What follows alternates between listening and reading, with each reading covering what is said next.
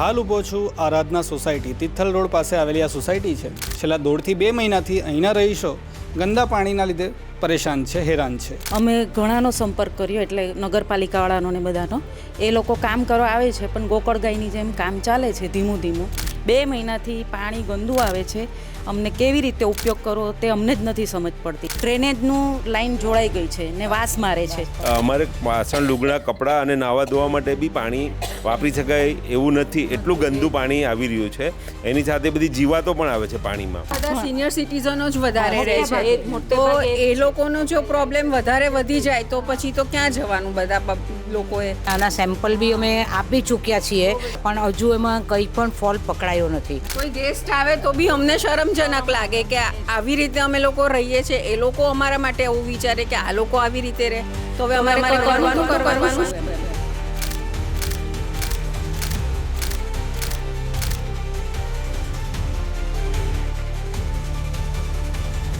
નમસ્કાર મિત્રો, આપ જોઈ રહ્યા છો સત્ય ન્યૂઝ ગુજરાત. હાલ ઊભો છું આરાધના સોસાયટી તિથલ રોડ પાસે આવેલી આ સોસાયટી છે. મિત્રો, મીડિયામાં અલગ અલગ ચેનલો પર તમે ઇન્દોરની ઘટના બાબતે સાંભળ્યું હશે. કન્ટામિનેટેડ પાણીને લીધે જે પરિસ્થિતિ સર્જાઈ છે, ઓફિશિયલ આંકડાઓની વાત કરીએ તો 5-10 અને બીજા બધા જે આક્ષેપો થાય છે તે મુજબ 15 થી 20, બાકી 350-400 લોકો બીજા જે ભરતી થયા છે વાત અલગ. કારણ શું? ગંદુ પાણી. હવે આ ગંદુ પાણીના લીધે જ એ લોકો બીમાર પડ્યા છે. આ પરિસ્થિતિ સેમ આરાધના સોસાયટીમાં પણ છે.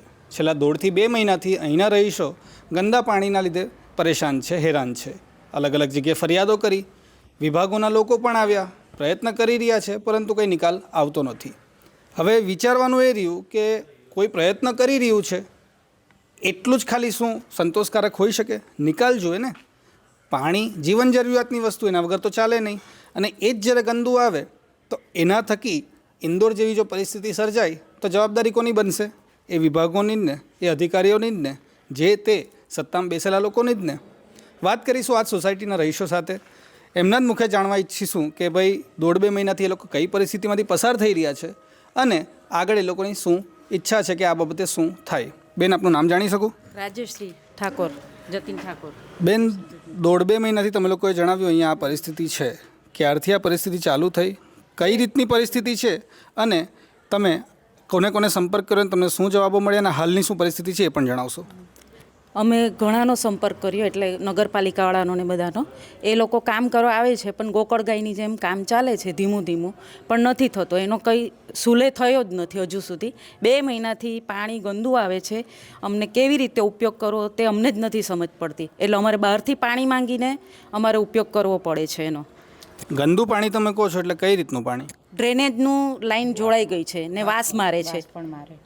એટલે હા, એટલે અમારાથી એ પાણી પીવા લાયક પણ નથી. અમારે બહારથી મંગાવવું પડે છે, નાવા ધોવા લાયક નથી, કશું જ નહીં. એમાં કંઈ અમારે થતું જ નથી. એ પાણીથી પાણી પણ બહારથી મંગાવવા પડે, ટેન્કર. હા, ઘર વપરાશ માટે પણ. અને આના સેમ્પલ બી અમે આપી ચૂક્યા છીએ, પણ અને કરવાવાળાએ ધારો કે માનીએ કે પ્રયત્ન બી કર્યા, પણ હજુ એમાં કંઈ પણ ફોલ્ટ પકડાયો નથી.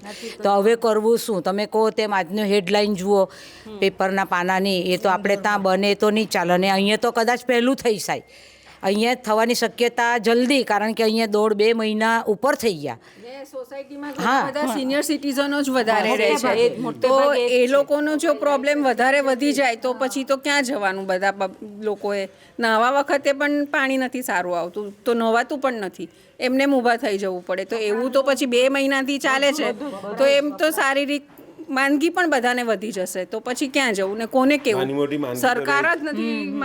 નાની મોટી માંદગીઓ તો રહે જ છે બધાને, કંઈક ને કંઈક શરદી, ઉધરસ ને એવું તો થતું જ રહે છે.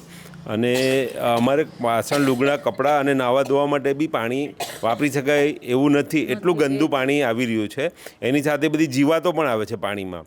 એટલે પાણી એટલું અતિશય ખરાબ છે કે બોલી ના શકાય. એટલું આમ વર્ણન કરવાનું બી અમને ઓછું પડે એવું લાગે. જેટલું બોલીએ છીએ એટલું ઓછું લાગે છે. કોઈ ગેસ્ટ આવે તો બી અમને શરમજનક લાગે કે આવી રીતે અમે લોકો રહીએ છીએ, એ લોકો અમારા માટે એવું વિચારે કે આ લોકો આવી રીતે રહે, તો હવે અમારે કરવાનું તો કરવાનું શું એમ. જી માસી, આ બહારથી પાણી લેવા જવું પડે અને એ પાણી પણ રોજ કેટલે દૂરથી જઈને લાવવું પડે ઊંચકીને, તો સિનિયર સિટીઝનો કેવી રીતે લાવી શકે? અને આ બધું પાણી ગંદુ આવે એ તો અમે કહી ચૂક્યા છે, બધાએ જ કહ્યું છે. એટલે હવે એનું કંઈક નિકાલ થવો જોઈએ, કારણ કે એઝ અર્લી એઝ પોસિબલ આ બહુ પાણી ગંદુ આવે છે. અમે સહન કરી રહ્યા છે અને વારંવાર કહેવાનું પણ ખરાબ લાગે છે. મિત્રો, બેને એક વાત કરી કે બહારથી મહેમાન આવે ને તો પણ શરમ આવે છે. આ સ્વાભાવિક વાત છે. કોઈ તમારે ત્યાં આવે તો સ્વાભાવિક છે, ચલો એ પીવાનું પાણી તો આપણે ફિલ્ટર મંગાવી દીધું, તેનાથી પીવડાવી દીધું, પણ જ્યારે વોશરૂમ જાય કે નાહવા માટે જાય વગેરે, અને ત્યારે તે પરિસ્થિતિ આવી જ્યારે સર્જાય તો છાપ ખાલી એ ઘરની ખરાબ નથી પડતી, જે વિસ્તારમાં સોસાયટી આવે છે આખા વિસ્તારની છાપ ખરાબ પડે છે, ત્યાંના તંત્રની છાપ ખરાબ પડે છે, ત્યાંના નેતાઓની છાપ ખરાબ પડે છે, જિમ્મેદાર અધિકારીઓની છાપ ખરાબ પડે છે. વલસાડ સિટી ગણતરી આપણે સિટી તરીકે કરીએ છીએ, તો પછી એ સિટીની ગણતરી કરવા માટે ખાલી ઇન્ફ્રાસ્ટ્રક્ચર ઊભું થઈ જાય, અને ઇન્ફ્રાસ્ટ્રક્ચરનો મતલબ ખાલી મોટા મોટા બિલ્ડિંગો નથી હોતા. સપ્લાય સર્વિસીસ, જે ટેક્સ લેવાય છે, સર્વિસ જે લેવા માટે લોકો ટેક્સ ભરે છે, એ પૂરું પાડવાની જવાબદારી જે તે વિભાગોની બને છે, એ લોકોએ કરવું જોઈએ. તમે આવી ગયા, તમને ફોલ્ટ નથી મળતો, આ કારણ આપણાથી ના અપાય. ફોલ્ટ શોધીને નિરાકરણ લાવવું જ તમારું કામ છે, એટલા માટે તમે ત્યાં છો. અહીં જે લોકો ઊભા છે, કોઈ શિક્ષક છે, કોઈ રિટાયર્ડ પર્સન છે, વડીલો ખાસ કરીને આ સોસાયટીમાં રહી છે. આપણે કહે ને ધૂળમાં રમતા બાળકોની તબિયત ઓછી બગડે, એ લોકોની ઇમ્યુનિટી ક્રિએટ થતી હશે, માની લીધું, પરંતુ શું તંત્ર આવું ગંદુ પાણી લગાતાર આપીને આ વડીલોની ઇમ્યુનિટી વધારવા માંગે છે? બીમારી વધશે, ઇન્દોર જેવી પરિસ્થિતિ ના સર્જાય તે માટે થઈને જવાબદાર તંત્ર, વિભાગ, અધિકારીઓ અને નેતાઓને એક વિનંતી છે, આ લોકોના મોડા જોઈને બને એટલું વહેલું આ વસ્તુનો નિકાલ લાવવામાં આવે, નકર પછી આપણું વલસાડ ખરાબ ખબરો માટે છવાશે, અને એ કોઈના માટે જ સારું નહીં, છબી બગડશે આપણી. જેમ ઇન્દોર અત્યારે છવાયેલું છે એ રીતે વલસાડ ના છવાય, એ જવાબદારી તમારી છે અને તમારે પૂરી કરવી જ જોઈશે ને કરવી જ પડશે. આપ જોઈ રહ્યા હતા સત્ય ન્યૂઝ ગુજરાત, હું છું પ્રતિક પાંડે.